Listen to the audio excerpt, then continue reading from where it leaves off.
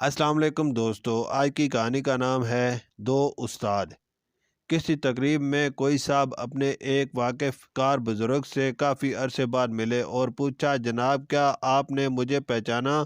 बुज़ुर्ग ने गौर से देखा और कहा, हाँ मैंने आपको पहचान लिया। आप प्राइमरी स्कूल में मेरे शागिर्द रह चुके हैं। क्या कर रहे हैं आजकल? शागिर्द ने जवाब दिया, मैं भी आपकी तरह स्कूल टीचर हूँ और टीचर बनने की ये ख्वाहिश मुझ में आप ही की वजह से पैदा हुई। उस्ताद ने पूछा, वो कैसे? शागिर्द ने जवाब दिया, आपको याद है कि एक बार क्लास के एक लड़के की बहुत खूबसूरत घड़ी चोरी हो गई थी और वो घड़ी शरारत में मैंने चुराई थी। आपने पूरी क्लास से कहा था कि जिसने भी घड़ी चुराई है वापस कर दे। मैं घड़ी वापस करना चाहता था लेकिन शर्मिंदगी से बचने के लिए ऐसा न कर सका। आपने तमाम तलबा को दीवार की तरफ मुंह करके और आंखें बंद करके खड़े होने का हुक्म दिया। फिर सबकी जेबों की तलाशी ली और मेरी जेब से घड़ी निकाल कर भी सबकी तलाशी ली। बाद में मेरा नाम लिए बगैर वो घड़ी जिसकी थी उसे दे दी। मुझे हैरत थी कि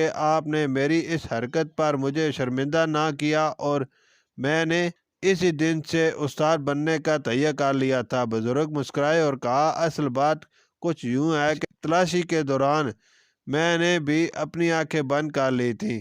मुझे भी आज ही पता चला है कि वो घड़ी आपने चुराई थी। क्या हम ऐसे किरदार के मालिक बन सकते हैं जो अपने अमाल से दूसरों को नेक जज्बात की तरगीब दे सके, ना कि छोटी छोटी गलतियों पर लोगों के सामने इन्हें शर्मिंदा करें? शुक्रिया।